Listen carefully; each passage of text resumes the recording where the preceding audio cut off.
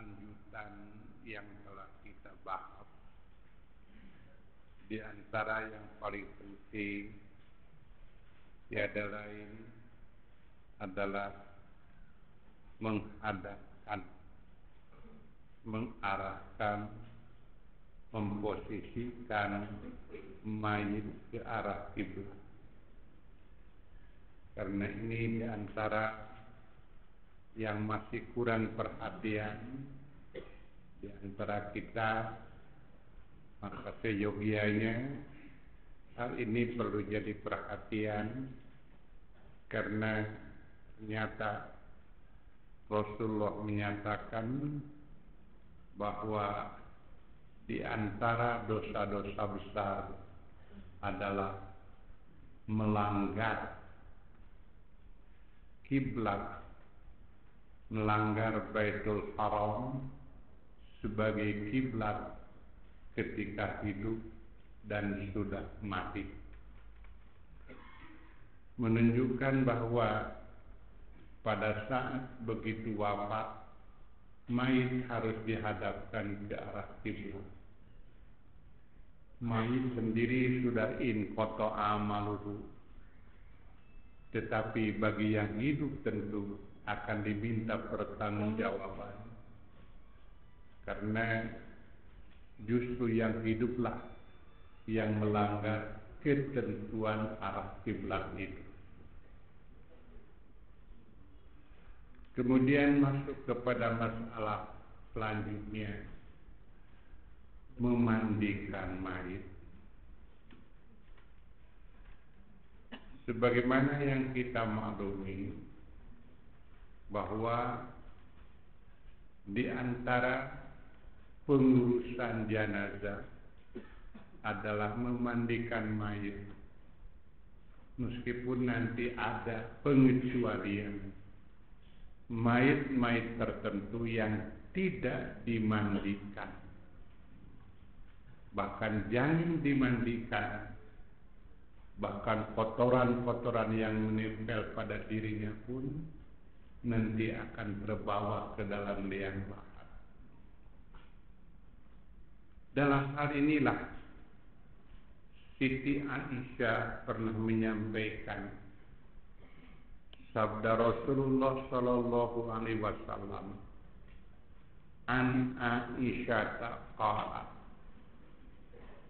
dari Aisyah berkata, qala Rasulullah sallallahu alaihi wasallam, Rasulullah sallallahu alaihi wasallam bersabda, man ghassala majitan, barang siapa yang memandikan mayit, fa'adda fihil amanata, kemudian dia melaksanakan amanat,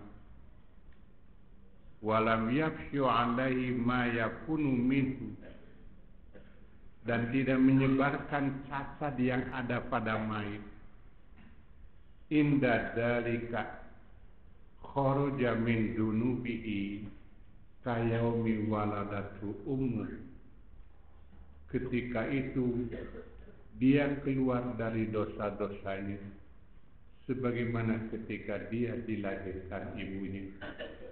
Ini barangkali yang ditujukan kepada mereka yang memandikan mayit, perlu dan menjaga memelihara aib yang ada pada mayit.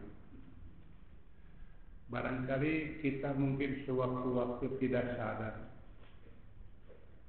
menyampaikan aib mayit kepada orang lain. Saya baru seumur hidup mamanian mayit, ayahku bau-bau teuing. Nah, berarti dia tidak menjaga dan tidak memelihara. Justru itu yang harus dijaga dan dipelihara. Seandainya orang tahu bukan karena dia yang menyebarkan, tidak ada masalah. Tetapi orang jadi tahu karena dia itulah yang jadi masalah. Maka di sini dikatakan fa'adda fihil amanah, menunjukkan bahwa aib-aib yang ada pada mayit itu seolah-olah amanat bagi yang memandikannya agar dijaga dan dipelihara sehingga orang lain tidak tahu. Apabila demikian halnya, apabila pada satu saat memakai dinding atau hijab ketika memandikan mayit, barangkali itu salah satu hikmah kenapa harus pakai dinding. Tiada lain agar terpelihara kehormatan mayat.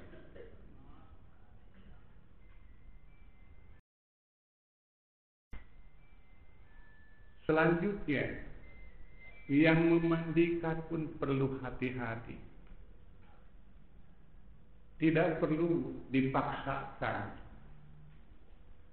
tetapi lakukanlah apa adanya menurut kemampuan. Sehingga ada istilah di kita di wardonan itu, dipaksa kotorannya itu keluar. Kenapa? Yang disebut kotoran itu apabila sudah keluar dari badan. Sebelum keluar dari badan itu tidak termasuk kotoran. Tetapi kenapa ketika sudah mayat jadi mayat, ada ungkapan harus dibersihkan kotorannya. Bila demikian, orang ketika hidup itu waktu sholat membawa kotoran. Kalau begitu orang ketika sholat membawa najis. Bila demikian pengertiannya. Jadi apabila sampai diurut dan dipaksakan, apakah itu tidak termasuk pernyataan seperti yang diungkapkan oleh Rasulullah selanjutnya, masih dari Siti Aisyah, anna Rasulullah sallallahu alaihi wasallam qala, bahwasanya Rasulullah bersabda, inna kasra azimil mayyit, sungguh memecahkan tulang mayit, mislu kasri azmihi hayyan, adalah seperti memecahkannya ketika hidup. Nah, ketika mayit sampai diurut perutnya, dikeluarkan kotorannya, coba terapkan kepada orang yang sedang hidup.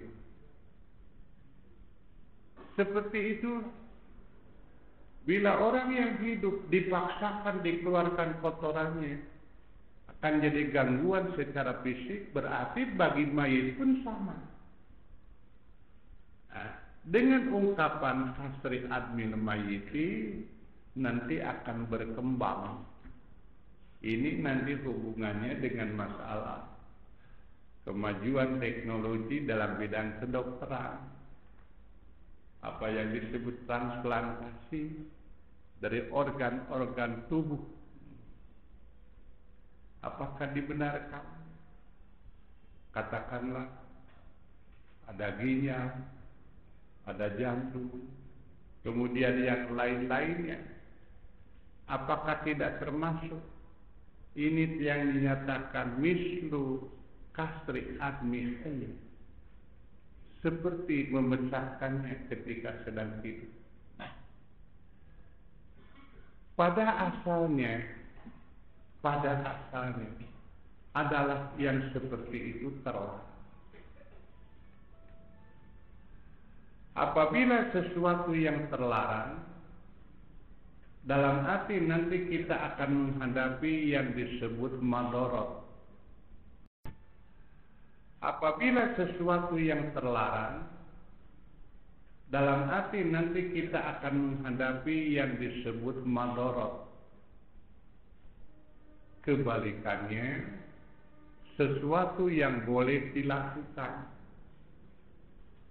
Ketika pada satu saat kita akan mengalami kesulitan, jadi dari satu sisi mengalami kesulitan, dari sisi yang lain mengalami kemadaratan. Kalau mewujudkan perintah, pada satu saat akan mengalami masalah sulit. Tetapi kalau dalam bentuk larangan, pada satu saat akan mengalami madarat.